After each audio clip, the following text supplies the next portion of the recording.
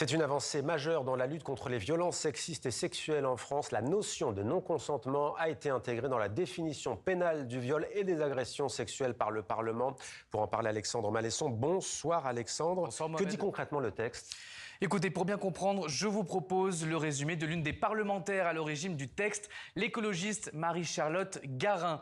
Quand ce n'est pas non, ça ne veut pas dire que c'est oui. Quand c'est oui, ce doit être un vrai oui. Avant ce texte, la loi pénale définissait le viol sans faire référence à l'absence de consentement de la victime.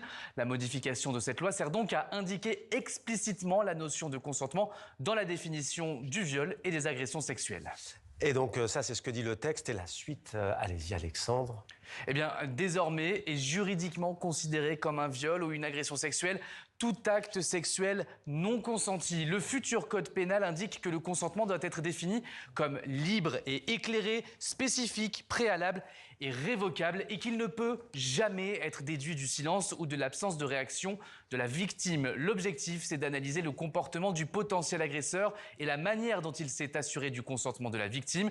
Souvenez-vous, Mohamed, du procès Mazan et de Gisèle Pelicot. Pendant une décennie, son ex-mari l'a droguée pour la violer et l'a livrée à des dizaines d'inconnus recrutés sur Internet. La définition du consentement avait été au cœur de ce procès au retentissement mondial. Retentissement mondial, voilà, ça c'était la définition et c'était important de tout préciser, Alexandre. D'autres pays ont-ils également légiféré en ce sens ? Oui, tout à fait. On peut citer par exemple le Canada, la Suède, l'Espagne ou encore la Norvège. En fait, la France s'aligne avec la Convention d'Istanbul. C'est un traité du Conseil de l'Europe adopté en 2011 qui inclut le non-consentement dans la définition du viol ou des agressions sexuelles.